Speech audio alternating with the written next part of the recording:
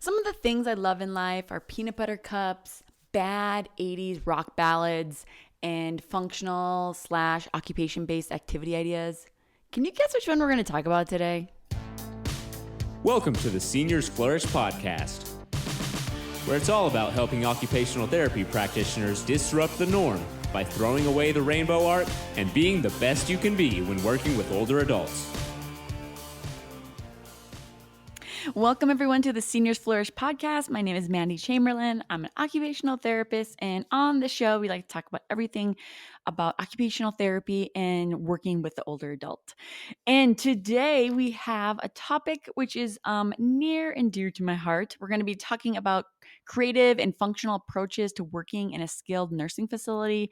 So if you are not in the U.S., I try not to use mnemonics, but it's so it's so hard. But we call it a SNF, SNF, for skilled nursing facility. We end up throwing it around, but I'm going to try really hard not to. But like I said, one of the reasons why this is so near and dear to my heart is because I've worked in skilled nursing facilities, PRN, since not the very beginning of my career, but a large majority of my career. And it's one of my goals for the Learning Lab. So if you're always looking for more ideas and tips, be sure to join us in the membership and check it out. And I'll put that in the show notes as well. But today, Tamisha Trosh, she's an occupational therapy assistant. She is joining me to tackle this topic. So welcome, Tamisha. Thank you so much, Mandy. Thank you, thank you, thank you. So happy to be on. Yay! Yay! Is this going to be fun? I'm really excited. Yeah. So let's just talk a little bit about your background and your OT journey and how you got to what the heck you're doing today. Sure. So pretty much it started off, actually, my plan wasn't even to become an occupational therapist. After high school, I told myself, okay, I got to do something with my life now. Well, So, me and my dad was visiting colleges, and we decided to go to one college in Massachusetts, which is where I'm originally from. And we decided to go into like an open house and just kind of sit in and listen to the medical professional programs, because I know I wanted to work with people and I wanted to, be in some kind of medical field. So when we went, my dad was like, all right, well, let's go sitting and listen to the nursing program. So I wasn't really gung-ho about it, but I'm like, all right, let me go listen to it. So we're sitting there and, they have different sections in the auditorium where we were at, and they were kind of like sectioning people off. And there was like, everybody that's here for, nursing, move to the left, and everybody here that's for occupational therapy, move to the right. And, they were calling out different things. And I was like, occupational therapy? I'm like, what the heck is that? Never heard of that before. Yeah. So I said to my dad, I'm like, Dad, let's sit in for this one. And he's like, no, we're here for nursing. You're going to be a nurse. Thanks, Dad. And I'm like, I already know what nursing is all about. I never heard about this. Come on, let's just sit in. Yeah. So reluctantly, he was like, all right, fine. So we decided to sit in and listen about the profession. And it was just like as corny as this may sound, it was just like a light bulb that went off. And I'm like, that is it. I'm like, this is what I want to do. Yeah. Right. So, when you first find out about something, you're like excited and you're like, you want to run home and like jump online and like YouTube everything. Yeah. So, I went home and I started researching, and I'm like, oh, this seems really neat. And I told myself, all right, before I really jump heads in, let me go and try to see if I could do a shadow someplace. So I ended up getting into a rehabilitation hospital for about 2 days, and I was able to shadow OT and kind of just, see how she worked with the patient. And I just thought it was so cool. She actually was certified in driving evaluation, so I got to see that as well. And, the hospital that I went to, I mean, it was really decked out. I mean, they had a movie theater, like a mock movie theater. They had a car. My God. They had a whole apartment. Like, it was a grocery store. It was the real deal. That is like an OT dream. It was absolutely an OT dream. And I'm like, this is what it looks like. This is amazing. Yeah. But, as I applied for school, when I saw initially I was going to apply for the OTR program, the OT program, and Mhm. because of financial reasons, I decided, you know what, let me go for the CODA, Mhm. for the OTA program. And long story short, went in for the program, failed the test. We actually Oh, had to take a no. test to get into it. Mhm. And I failed twice on the same subject with the same score. And No. I thought I was going to have a heart attack. I was like, Yeah. what? Because you're excited and you're like, I could do this. And then you go in and then, you hit a little stumbling block. Mhm. So I was like, oh my gosh, is this it? Am I not going to be able to be an OT? And, Mhm. I went to one of the advisor and it was like, well, do you have a plan B? And I'm like, no, I don't have plan B. This is plan A. This is it. And I'm like, this is it. And I'm like, I'm not leaving your office until you give me like direction. Uh-huh. So she was like, well, you could go talk to the chair, the board, and whatnot. So I said, okay, that's what I'm gonna do. So, I went same day. I went, sat down with somebody. Well, I should say, sat down with the chair of the program, the department head, and kind of pleaded my case and was like, listen, I might not be the best test taker, but I know this is for me. Mm, And I was mhm. like, tell me what I have to do. And she was like, well, she was reluctant. And she was like, well, if you take tutoring for this, and it was actually English is what I didn't pass on. And I passed the math, passed the science, and the English. And I've always had a struggle with English being born from another country. Mhm. So I said, okay, fine, let's do it. And, before I left her office, she was like, you're a rare case. And I said, that's fine. Yeah.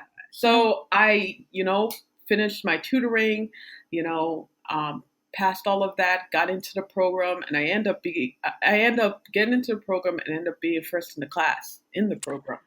Oh, that's tenacity, girl. Right, right. To the point where they gave me a Rose Caporali award Oh, wow. for excellence in the program as well as clinical. So with that, I was off and rolling, and my professor told me, you know what, Tamisha, I don't know if you should do travel therapy because I was like, I'm gonna jump into the world and I'm gonna do travel therapy Yeah. right Yeah. after school. And she was like, well, I know who you are. I think you could handle it, but I don't advise you to do it. Yeah. But I said, I think I'll be all right. And I have to say it was probably one of the best decisions I made because it really taught me how to adapt to every single environment I was put into.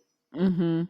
So I initially started off as a travel therapist, and then I did some per diem work, primarily in skilled nursing facilities. I was in a sensory integration clinic for pediatrics, but my niche is really seniors, elderly, older adults. Yeah.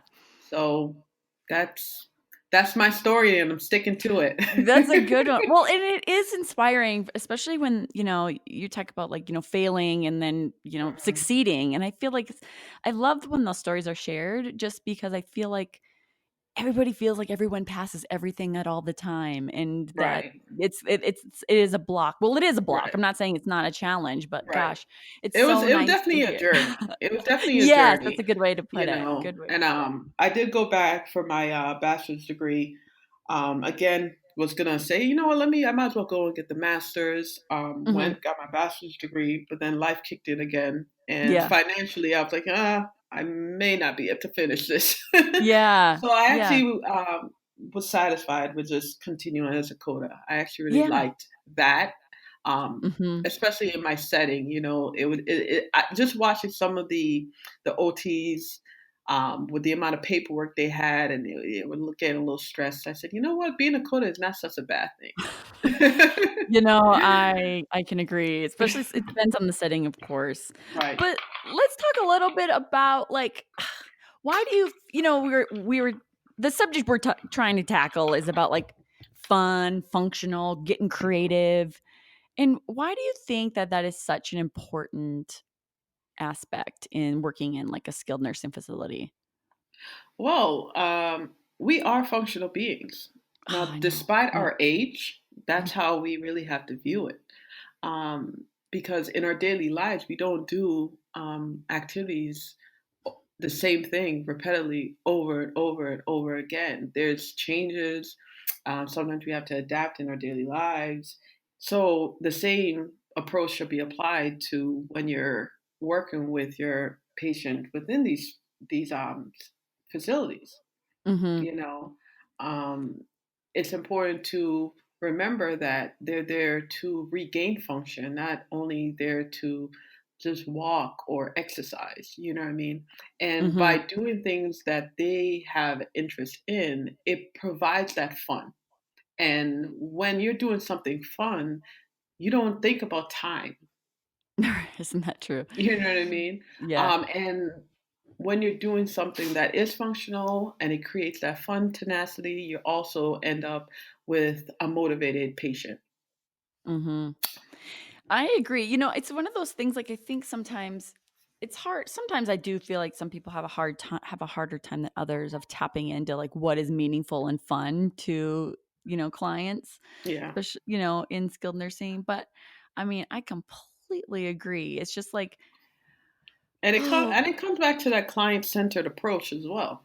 mhm, You know what I mean? And I mean with the hustle and bustle of a day to day schedule, sometimes that gets lost.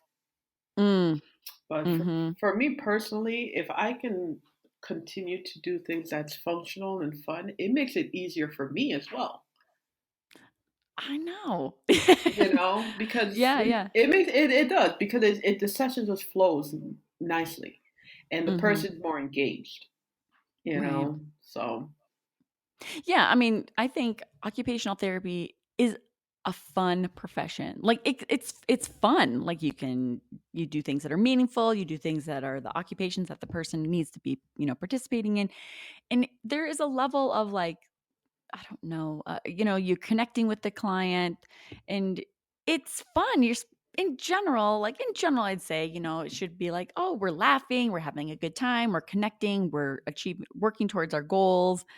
You know what I mean? Like, mhm, it's a fun profession. And I think sometimes, like, working in maybe a skilled nursing facility can kind of get, I don't know, like, maybe, like, more of a bad rap for lots of things. But I'm talking, if you talk purely about the clients, they have so many fun stories to tell. right, And I mean, they're people, right? And so it's just like finding that connection with them is fun in itself. yeah, Yeah. and you gotta, and it's also a personality game too. If you look at Yeah. it, Yeah.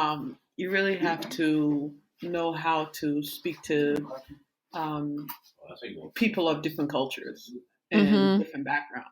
You know what I mean? Mr. Joe might be have more of an aggressive personality, and you can't really take it personal. You kind of have to know how to ease in there versus, you know, Miss Mary that is a little bit more quieter and more reserved. Mhm. So it all comes down to your approach as well when you're trying to engage with them and create an activity that is purposeful and meaning for them. Mhm. Yeah. Yeah. So why do you think so many OT practitioners, we don't all do it, but I mean, and a lot of people end up kind of falling back to those rote or those non-meaningful exercise or activities. Why do you think we do that? Well, honestly, to be honest with you, I think for some OT practitioners, it's easier. Yeah. It's probably easier because they get into a routine as well. Um, and I also believe that, well, I wouldn't say all, but I feel like a good amount of therapists also gets burnt out, especially with a heavy caseload.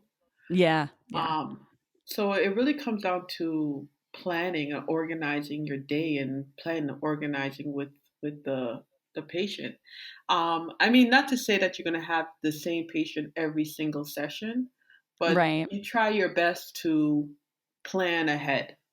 Mm. It's the best thing I can say, and that can also facilitate when you have those crazy crazy schedules that you walk into in the morning. Yeah, you have this plan in your head how it's kinda gonna go, and then it just, like, goes out the window. Right. Because it's happened to me a couple of times where I'm like, all right, Mrs. So and so, I'm gonna see you tomorrow, and we're gonna continue with this, and we're gonna do that. And then I walk in, and then it's like, oh, I don't have you today. Never mind. You know what I mean? But Yeah. and sometimes when that happens, I would most likely relay the information to a coworker that does have that patient for the day. Hmm. Just to kind of keep that consistency and that carryover. Um, Yeah. but Well, that's usually and what I would do in that situation because it is easy to kind of get stuck in a rut.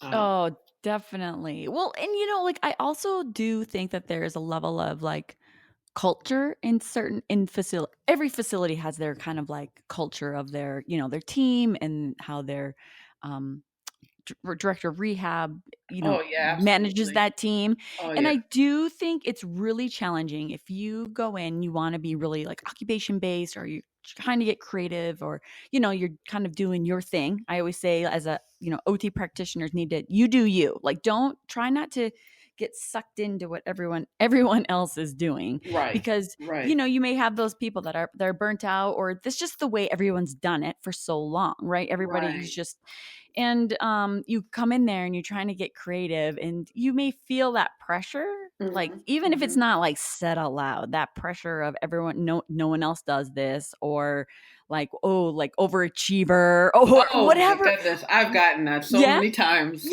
Yeah, and there's a like a Mhm. maybe sometimes an unsaid level of, I don't even know what the right word is, but like, especially I think as a new grad, that's a really challenging thing to kind of just get around, because you Yeah. do have to just kind of do you and Yeah. like do what you think is best for your clients. But sometimes it's just I think it is hard when, especially in those settings where it's not the norm, when it Yeah. should be the norm.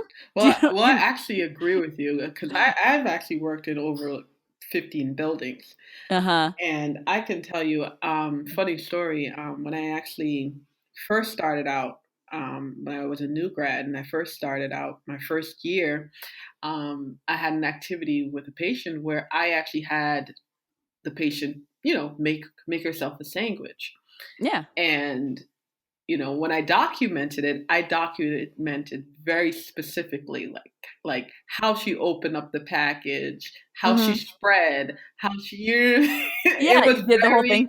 Good activity analysis skills. right, and it was just funny because some of the therapists had read my note and they were just laughing about it, like, oh my goodness, look at how detailed you are about a sandwich. You know what I mean? But Yeah. that's what I learned. That's what I know. Yeah. And it carried with me throughout my whole profession, even when it comes to coming up with activities to do using certain tools and items that people wouldn't think about using. I Mhm. even had one instance when I went to a building and she was like, I was doing a kitchen activity and she was like, oh my gosh, it's so good to see a real OT in the house, and it just Yeah. and it just tells you like, wow, it's surprising, but it happens. And really the Mhm. dynamic of the facility really truly makes a difference, Mhm. you know? Yeah, definitely. And I think some of the other challenges are like, let's say, as a traveler, you're just popping in, right? Like, and as an OT assistant, you're not doing the evaluation, Right, right? right. So you're kind of popping in, you're going to see maybe a patient or a client that you haven't seen before. Like, how do you create things that are meaningful to the client, if, like, let's say you haven't done the evaluation, or Mhm. how do you get creative, how do you dig into that when you're just stepping in, or you Sure, know sure, that, along those lines. sure. So what I usually do is when I'm going to a new site that I've never been before, of course I have to read the evaluation. Right. I gotta read the backstory to really get an Mhm. understanding, and I also read the last couple of notes, treatment notes, Mhm. just to kind of get an idea of the person's current level and what they've been doing. And when I do meet the person, I introduce myself and I pretty much just have a small little talk with them, ask them Mhm. how they're doing, what's your typical day look like, what's your ultimate goals, what's your plan, find out what they're struggling with, what their deficit is, and I Mhm. just take it from there. So Yeah. it's just really having that short little conversation with someone, and surprising, a lot of them would actually look forward to that, because some therapists would just say, "Hey, how you doing? This is what we're going to do today," versus saying, "Hey, how are you feeling? This is my idea for a session today. How do you feel about that? Can we give this a try?" Mm. It kind of pulls them into the therapy, into the care, and also make them feel like they also have some level of control versus being told what to do. Yeah. Well, especially in a skilled nursing facility, I feel like that is a huge factor, and you nailed it on the head, right? Like, it's like Mhm. they get a lot of that control essentially taken away. Mhm. And Yeah. and our treatments are supposed to be, this is a team. This is a team approach. It's not like this, dictatorship saying like we're going to do this, but like they have their goals and it's like figuring out. Yeah. So A- it's And so good to and use that. the little things matter too. The little things matter. Something simple as just getting a person another pair of socks. Like, let's say they've been in socks for like 2 or 3 days, and they're like, "Man, it would be nice just to have another pair of socks." And bringing them those socks can actually create a nice dynamic and allow you to really break through with that patient to get them to do certain activities that they may either refuse to do or not typically do. And that also opens up a good discussion for their background as well. Mhm. Yeah, no, that's exactly right. It's funny how like it seems like those are the things that sometimes seem so obvious, Hmm. but I think when you kind of get in your you get in your rut, right? Like you Right, sometimes have to make that extra effort, right, but it makes such a big difference. right, right. Yeah. It does. Well, and some of the other challenges I think are that some people say like we don't have any resources. Okay, so if you're in a facility that doesn't have like an apartment, a movie theater, a Right. grocery store, That checks like out. so like yeah, like that is like yeah, the OT dream. But Right. how do you keep it fun? How do you keep it occupation based when you have those limited resources in your facility? Okay, sure. So, well, I can. First thing I'll mention is actually just your basic, um, let's say your basic ADL suite, which we typically know you have, you know, like kitchen, tub, bathroom, bed, Mhm. those kind of things. So a little trick that I normally do is usually you'll have your basics. You'll probably have like maybe a tub bench, but no tub. Right, These exactly. kind of in these kind of facilities, you'll probably have like a tub transfer bench. You don't have a tub. Um, you'll probably most likely have like a high-low table, but no big table that goes up and down. Yeah. Okay. So what I would do to create, let's say I want to work on tub transfer training, focusing on just the basic ADLs, let's say a tub transfer training. What I've done in the past is I would actually elevate the high-low table to its highest point, and I would put that down on the floor, and I would actually put the tub transfer bench inside of it. Mm, So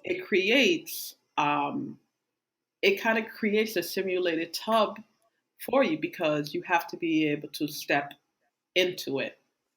mhm. Okay, so that's kind of like one of the things I've done in the past where, the high low table is completely extended. You have the top part, you have the bottom part, which kind of gives the normal width of the tub. And then placing the tub bench inside and outside also gives that feel as if you're having to sit down and bring those legs over the height of the Mhm. tub. Right. So that's a little tip there that I would do for, let's say, if I need to work on tub shower kind of situation. Um, Now, if I want to get a little bit more complex, and let's say someone is really into golf, and of Yeah. course you don't have like a nice little golf putting area in their skilled nursing Right. place. So what I've done in the past is usually every facility will have tennis balls for their walkers, right? And every Mm, facility will most likely have a cane, and every facility will most likely have a water basin. So what I've done in the past is actually put the basin on the ground in the corner where it wouldn't move, and we would use the cane, which is the handle of the cane. So I would have them flip the cane, and the actual um, curved angle of the cane, they would use that as their putting side. And we Oh, would yeah. also use the tennis ball. So I would either have them, either trying to go straight ahead or maybe an angle, and we just practice putting. And to make sure it doesn't go all over the room or get into somebody else's treatment area, Yeah. I would, I can either put like maybe something down to block it, like a bar, how we use the dowels, maybe put a dowel down to kind of keep it within a certain area and kind of play it off like that. And I've done that with a Mhm. client before that completely loved golf. And I was Yeah. trying to create, a situation where we can work on his dynamic standing balance. Mhm. And that was a really good activity for him because I was also able to watch how well his balance was, as well as his activity tolerance, stand tolerance, while he was engaged in this activity, which was fun for him.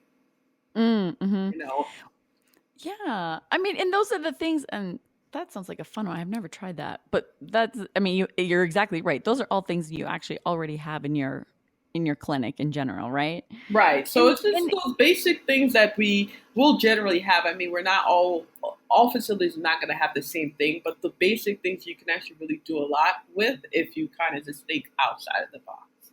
mhm. Yeah, I mean, and even things like that, you can work on so many different, I mean, you can work on dynamic balance, you can grade it, you can have them like stand on a aero pad, you can have them, you know what I mean? Like do stagger stance, you can do all sorts of different things. You could work on like if they're having a hard time like looking to, let's say they have some some neglect to the left, if you know what I mean? Like you Right, can take those things like you are just saying, the things that you already have, finding what's meaningful to them, and then like how do we make it work for them where, okay, this is fun. This is way more fun than just, I don't right, know, maybe, right, having them just reach, right. having them stand and do dynamic balance reaching is, I mean, it's not meaningful. Mhm. I mean, it may get the job done, but like you were saying earlier, like it just takes the time away as well. And they're working on something and it's Right, fun and it's fun for you. Like, right, right. And yeah. even if you, let's say, 'cause, every skilled nurse facility has cones. You're going to Hmm. find cones everywhere you go. That's just like a like You're right. a basic Standard. standard thing. And even though doing cones all the time, that's definitely not considered functional. However, it does have its moments where it's beneficial, and it also comes down to your approach and how you're using it. You know, Hmm. um, Yeah. like you said, if you're working on that midline, that neglect, and you're working on that midline crossing, that could be something to use as well as identifying the color. You know what I mean, or looking for Hmm. scanning. So it has its use, but it all comes down to what you're explaining to the patient before you do it, and also using that as preparatory in order to say, okay, let's go into the kitchen now, and now I'm going to have you take this item off of the counter, and you're going to reach across and put it into the cabinet. Mhm. You know what I mean? Yeah. So Mhm. it's really your approach and not constantly doing the same thing over and over, which completely takes away from the meaning of what the activity is supposed to entail. Well, and just kind of like you were talking about how, being client centered, something like that may be terrible for some clients, but maybe for Right, another client, they see the purpose of it and they're like, okay, I can get on board, right, and absolutely. Mhm. and just like you're also saying like about, really it's your approach, it's using your therapeutic use of self and like figuring out what works for the client and what doesn't, And you I think know. it's important to you have to explain. One of the things we forget to do Isn't that is the you truth? need to Yep. explain. Okay, this is why we're doing this. Mhm. You know what I mean? And I hate to use the word play when I'm doing an activity because sometimes they may not understand. Okay, this is actually working on this particular function. You Mhm. know, um, but yeah, you definitely will know and pick and choose who to do certain things with and who to not do certain things with. Mhm. Yeah. I mean, some other things that I've even done is like, made some just really basic occupation-based kits to have in your facility. Because 'cause I've worked in big facilities. I've worked in tiny facilities, and just even things that you can collect and have there for that you can pull out. That doesn't take a lot of space and room. Like Mhm. just getting together maybe a medication management basic kit. Okay, you're going to use some beads, you're going to use some bottles that you can literally get from the pharmacy, Right. or even like your coworkers say, hey, anybody bring in some old bottles. Like it doesn't have to Right. cost a lot. It doesn't have to, but it makes it more like occupation based and meaningful. And then you can kind of get creative and you can do color sorting. I mean, you can use that same thing for a lot of you can use it strictly for like medication management, Right. or you can use it for, I mean, I don't know, visual scanning or crossing I mean, you could use it for lots of things, but just maybe sometimes if you're like, especially if you're a full-time employee at these facilities, Mhm. just kind of planning and kind of getting some of those things together, and then it just makes it a little bit easier. But it's all about like, I mean, fun having a little collection of, is there some games that we can have for if you are going to work on standing balance, or, like how can we make it fun, you know? Yeah, I agree with you. I definitely agree with Yeah. you. Just simply using like old cereal boxes, Yeah. using the things that you have in your cabinet instead of tossing it in the trash, you can bring it in. And if you're working on more of a high level complex task where somebody, elder is planned to go back home and they still do their own grocery shopping, that can give it more of a realistic feel, placing it lower or Mhm. placing it higher for them to reach. You know what I mean? Yeah, yeah. So, Well, yeah.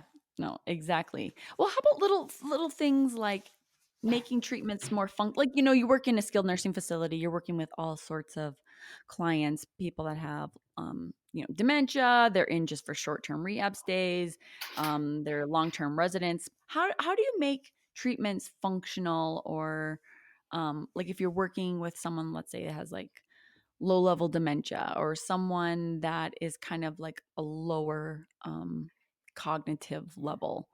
mhm. Well, what I actually seem to find, well, definitely you want to stick with the basics, and you don't want to do anything that requires a frequent change. Yeah. Because what I found with my dementia patients is they end up thriving better with regular day to day activities versus you know throwing a ball or reaching for this and pegs because it doesn't it they can't Not relate to it. not familiar. They're not. Yeah. It's not familiar exactly. So what I would typically do is usually the recreational and activities director, they tend to know these patients quite well, and sometimes I would actually go when they're having events, and I would actually sit with them and um, see how they're engaging in Mhm. the activity. Also, I get the backstory. If Mr. So and so he really loves music, I would use that to my advantage. If he needs to do a balance activity, but he doesn't understand why he's doing this balance act, we can say, hey, let's dance, Mr. So and so. You know what I Right. mean? Yeah. And that is meaningful to him because it's familiar. Even a Mhm. song, playing a song that he's familiar with. You're still working on your goal of increasing his balance or his tolerance. Even putting on a shirt, something basic as that can be difficult for a dementia person with the sequencing. So, breaking it down into steps is also helpful for these clients. I know I had one dementia patient. They kept wandering. They just had the hardest time finding their room. Mhm. So, and I actually mentioned this in the book too. One of the activities I did was actually put a picture on their door, and the picture was either um, of a particular color or something they were interested, maybe a car that they really liked, or a car that they used to have, or it could even be a picture of themselves, just something that they can kind of spark a recall, something they can relate to. And Mhm. when we would go to, let's say, their activities, to the dining room, and then we had to find their way back to their room, I'll walk with them and say, "Oh, let's look for this. Do you see that?" Just to try to make Yeah. it functional for them to try to create some form of a functional repetition. Yeah. Yeah. Yeah. Those are the fun successes. So, like some of the things that people I've heard is that people have a hard time being creative when they feel like there's so many like productivity requirements that, and I have my own thoughts on that, but do you see that as maybe a barrier, as that it limits your creativity when they have so many of those external demands? It definitely gets difficult. It definitely gets Yeah. difficult when you Yeah. have high expectations with your productivity. But that's where the staying organized and planning comes in. I know for me, what I would usually do when I come into work, the first thing I do is, look at my caseload and see how I could organize my day and how my time can be spent optimal. Mm. And let's say if I Mhm. have a high level patient, I say, okay, well, maybe I could see this person for maybe we could work on a ADL early in the morning, or I could save them for the afternoon, and then we could do more complex tasks when it's a little less busy in the gym. So Mm. it really comes down to planning. Yeah. There's not much you can do about trying to get around productivity. You have to be Right. productive I know. at the end of Yeah. the day, but it really comes down to planning out your sessions, and taking it bit by bit. I mean, you might walk and you have 6 goals. You don't have to do all six Yeah. goals in one shot in one Right. session. You know what I Right. mean? You can do maybe 1 or 2 goals and just focus on that to make sure you're creating a form of a carryover. Um, Sometimes just doing ADL, let's say, sometimes just doing a toilet transfer, just going to the toilet and back one time is not enough. Maybe you Mm. have to do it maybe 3 or 4 times and breaking it down step by step. um, or let's say you're doing an activity with the use of TheraBand. TheraBand is, I love TheraBand. You can do so Yeah. much with TheraBand. Using TheraBand to go through the sequence of upper body and lower body dressing. I even use TheraBand. A little cool little creative tip. What I would do is I would actually cut very small, thin pieces of the TheraBand, and at the end of it, I would put like tape to make sure that's a little bit more sturdy. And by Mhm. doing that, I put it into their shoelaces to create shoelaces to create that elastic lace effect. And now we can work on being able to put on, don and off their shoes Yeah. without having to worry about them tying their lace. You know what I mean? Yeah. So there's Yeah. there's things within the facilities, but you kind of just have to open up your mind on how to do it. And by preparing the shoes, now you have a session right there, just working on being able to manage your shoes. Mhm. So it really Yeah. comes down to planning. Oh, man, I know. I can't say it enough. I can't say it enough. It really comes down to, even when I go into a building, I know, and I do not know the patients at all. I have, Yeah. I look at, is this person a maxicist? Is this person Yep. supervision? You know what I mean? Right. So, Right. and then setup also plays a part too. Like, if you're finishing with Mr. Jones, and you have, let's say Betty's coming in, and Mr. Jones is very high level, and Mrs. Betty requires a little bit more assistance. You can actually finish off with Mr. Jones, saying, "Okay, Mr. Jones, I'm going to have you finish off this activity in sitting while I prepare for Miss Betty." You know what I mean? Mm. So that kind of also helps with productivity. Mhm. Getting things set up. So what are some of the, do you have any, ideas or suggestions for kind of, we always talk about, you've been talking about out of the box idea, thinking and, Hmm. using some of the tools that you have in there, like using the cane as a, little putt as an example. Right. Do you have any other ideas or successes of things that you think have been really helpful in your career working in skilled nursing? Yeah. I would say, sometimes you may not have the time to actually create things at home and bring it in. So Right, totally. a lot of times I would actually use what I have within the facility. So I already mentioned that I love TheraBand. So Mhm, TheraBand, you can use TheraBand for actually fine motor. A little example, what I would do for that is I would actually roll it up into a ball, and I would actually have them, you know, unroll it. So let's say it's rolled up and that they have to release it. And by doing that, they're working on, grasp, they're working on dexterity, they're working on control. That's one thing they can use.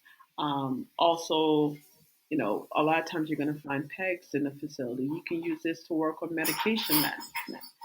mhm. Usually, what I would do is I'd grab a piece of paper and I would write, maybe numbers 1 through 4, and I would, say, take 3 red pegs um, in AM or morning, or let's say at breakfast time, and then take 2 green pegs at dinner time. And sometimes I'll Mhm. even put a name to it. Instead of saying pegs, I might say maybe your Tylenol or your clot, you know what I mean? Whatever Right. medication they Just may be, stimulating your right? medication, Whatever yeah. medication Right. they have, and you got to know how to grade it, but you can use things like that to allow it to be creative.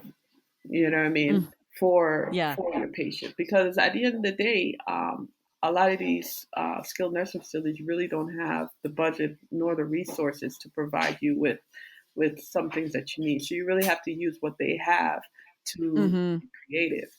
Um, I also had to uh, I had a amputee patient, senior, uh, and he had an amputee, and it was a BKA.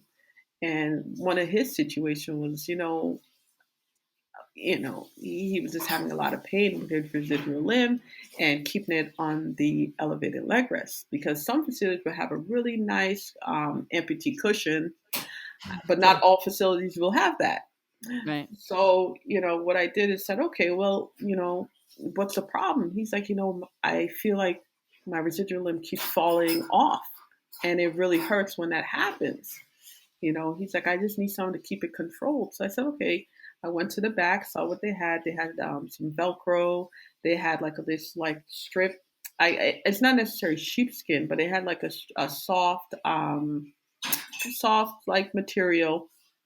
It Mhm. was just similar to like sheepskin, but it's like a soft material. What I did is I connected the Velcro to it, so now he was able to take it off and put it on, and it made a world of difference for him. So it's just small little things can make a big difference um, for your patient while you're also being creative in your treatment as well. Mhm. You know what I mean? Yeah. Yeah, and, like, just like you were saying about using you have to use what they have, right?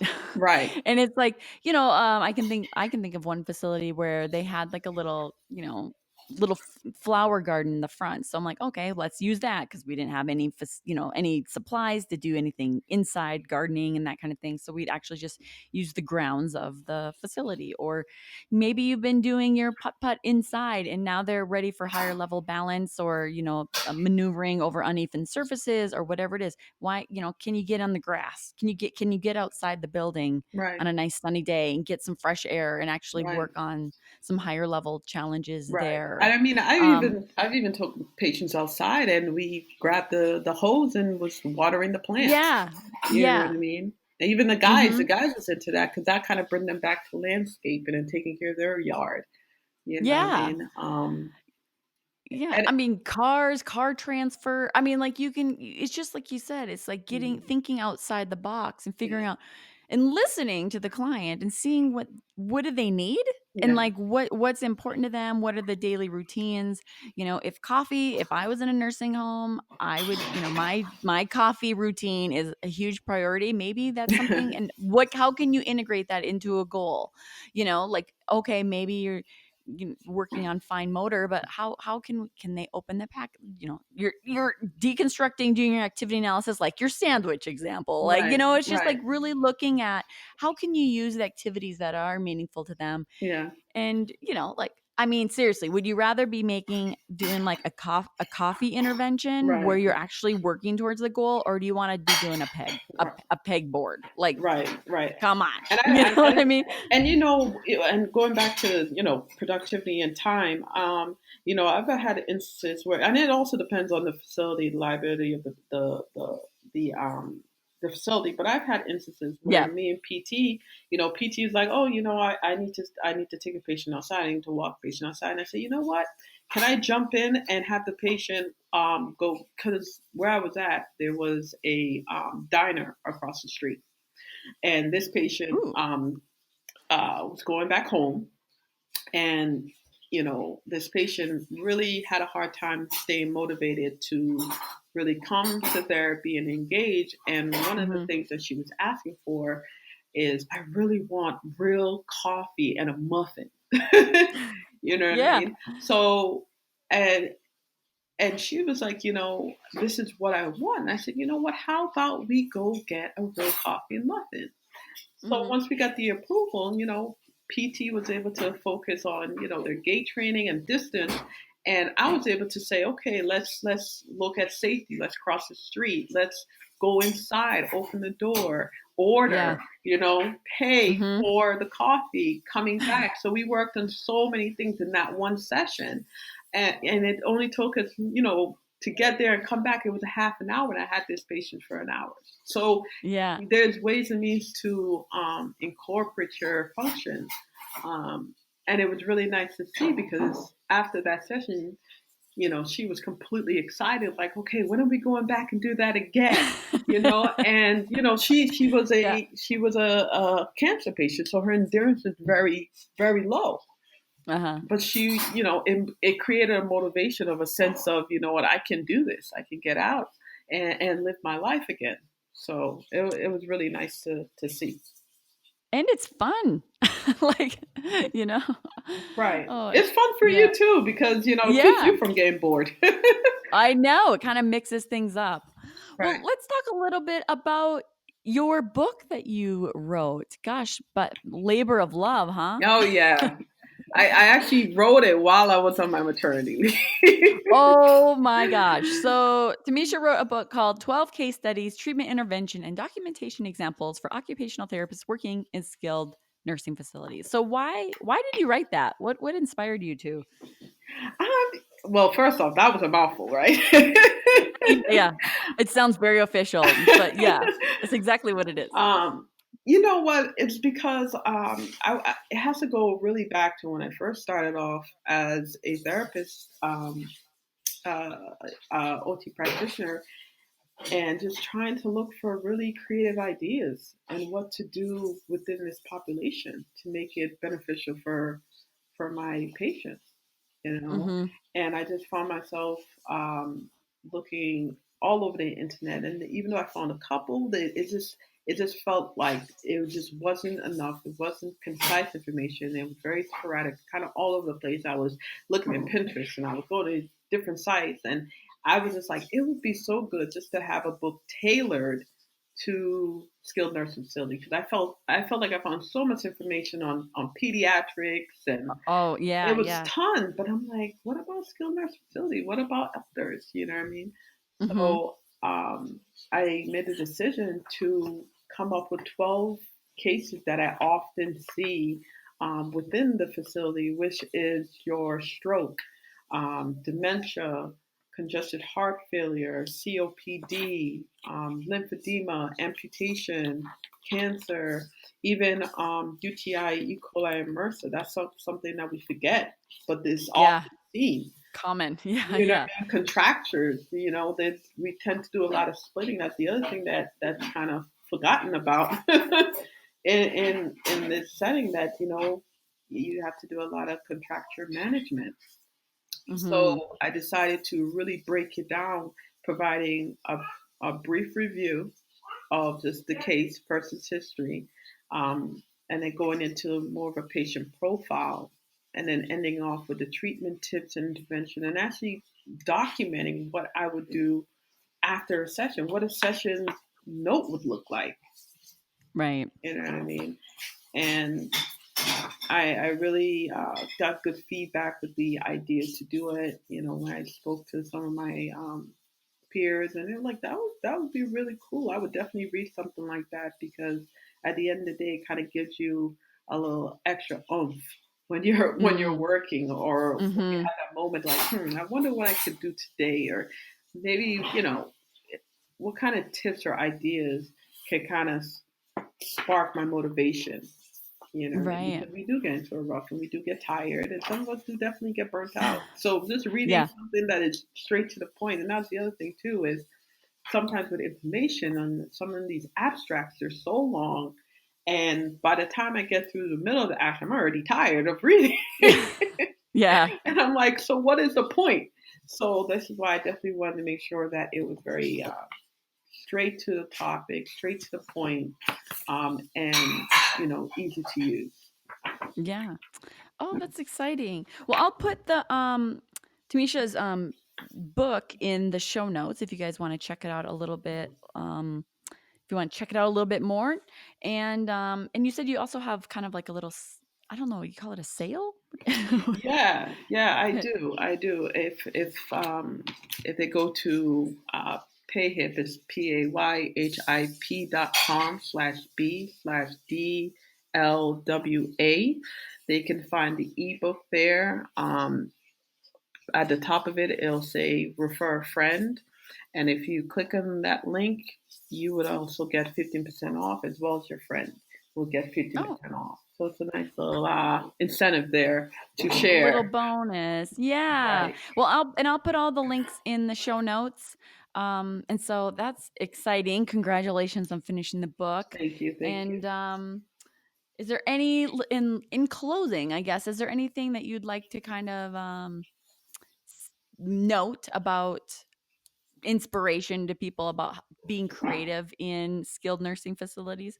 Sure. Mhm. A little side note, I do have a YouTube channel. You can find it at Tanisha Tross. And on my channel, I really give a lot of cool, creative ideas and tricks and tips that I currently use and I do within my practice as a clinician. So definitely be sure to check that out. And whenever you're trying to get creative within this type of setting, just know that you're dealing with a human being, and they're going to have interests, and it just takes the time of finding out what it is. And when you Yeah. find out that interest, it will make a world of difference from when you're doing your treatment sessions. Yes. Good one. It's so true. It's like those things that you're like, that sounds so obvious, but we do need to be reminded. And Right, we do make a difference in the lives right. of our clients, and we do have to remember that Yeah, that's what we're here for. So, yeah. well, thank you, Tamisha, so much for joining me today and sharing your knowledge and passion. Well, thank you for having me. And you guys be sure to become a member on Manny's site. I checked it out. It's a really cool looking site. She has so much resources, and it's just nice to see that somebody's out there willing to give back. Oh, we kind of have the same goals, right? Like we're really trying to, through your book or through the membership site, it's really just trying to help others be amazing clinicians and give them the treatment ideas and things that they need so they can succeed, have the resources. Right. Because I really believe that we are all in this together. Like we are Absolutely. all OT practitioners just trying to make a little difference in the world. So thanks so much, Tamisha. And thanks everyone for listening. So until next time. Do you feel like you're navigating the OT world without a map?